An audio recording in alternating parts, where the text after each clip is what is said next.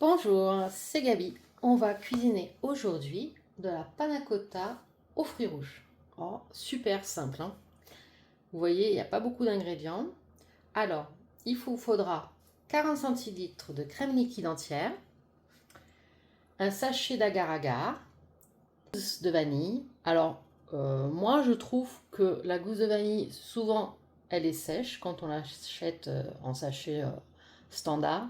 Du coup, maintenant, j'avais trouvé de la vanille en poudre. Et du coup, voilà, donc vous mettrez deux pincées de vanille et au moins il n'y a pas de gaspillage, on racle pas, on n'en a pas plein les doigts. Voilà, moi j'aime bien ce format-là. En plus, ça dure longtemps et ça garde bien sa saveur. Donc ça, c'est pour la panna cotta. Et après, pour le coulis de fruits rouges, il vous faudra 150 grammes de fruits rouges. Il vous faudra 10 centilitres d'eau et 80 grammes de sucre en poudre. Alors vous voyez, j'ai pris deux sortes de sucre en poudre, comme ça je ne me trompe pas dans lequel va pour la panna cotta et lequel va pour le coulis de fruits rouges. Donc deux cas dans la panna cotta parce que ça a quand même un goût légèrement meilleur plutôt que pour faire juste le sirop.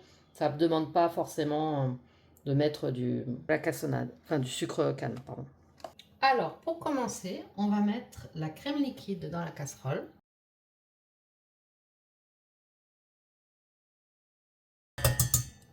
Voilà. La vanille. Alors, hein, c'est à l'œil. On va mettre le sucre en poudre. Après, on va mettre l'agar-agar, un sachet. Et on va faire chauffer.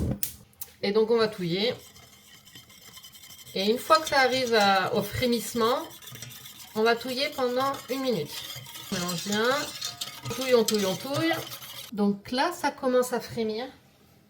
Donc là, pendant 1 minute, on va touiller. Et une fois que la minute est passée, eh ben c'est fini, votre panna cotta est prête. Donc vous voyez bien que c'est très simple, n'est-ce pas? En fait, il faut juste faire frémir la crème liquide avec tous les ingrédients. Vous mettez tout dedans et c'est prêt. On sent que ça a épaissi déjà. On se retrouve pour le dressage. Il ne nous reste plus qu'à verser dans les pots en verre. Donc après, ben, vous mettez la quantité que vous voulez. Et votre panna cotta est prête. Ça fait toujours son effet. Tout le monde aime ça. Ça fait un petit dessert. On va en faire 5. Ça demande allez, 10 minutes. On va donc mettre au frais pendant 2 heures au minimum. Et là maintenant, on va faire le coulis de fruits rouges. Le coulis, ben, ça va être tout aussi simple. C'est pareil, on va tout mettre dans la casserole. Et on va faire chauffer. Donc on met d'abord les fruits. Après, on va mettre le sucre et le verre d'eau. Voilà. Une fois qu'il y a tous les ingrédients, eh bien on met sur le feu. On va essayer de prendre le bon feu, c'est mieux. Et on va faire chauffer pendant 5 minutes. Alors les 5 minutes sont passées, vous voyez. Ça bouillonne. On va éteindre le feu.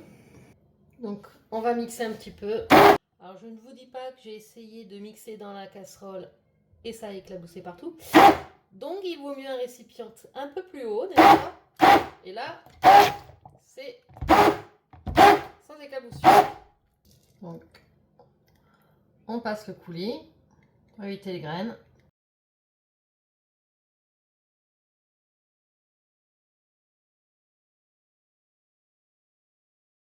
Comme ça on aura un bon coulis bien lisse, même s'il y a un peu de déchets, mais bon. Les grains de framboise mûrs entre les dents, c'est pas génial. Après, on mettra au frigo et une fois que ce sera froid, on pourra le placer, on coulera sur les panna cotta. Et si les deux éléments ne sont pas bien frais, ça va se mélanger et du coup, ben, on n'aura pas les deux couches bien distinctes. Et donc, vous avez votre coulis. Les panna cotta ont refroidi. Et maintenant, on va pouvoir verser le coulis qui a aussi refroidi. Je l'ai aussi mis dans mon bec verseur pour que ce soit plus facile. Donc voilà, vous mettez une petite couche. Et voilà, c'est fini. Bon appétit grâce à Gabi.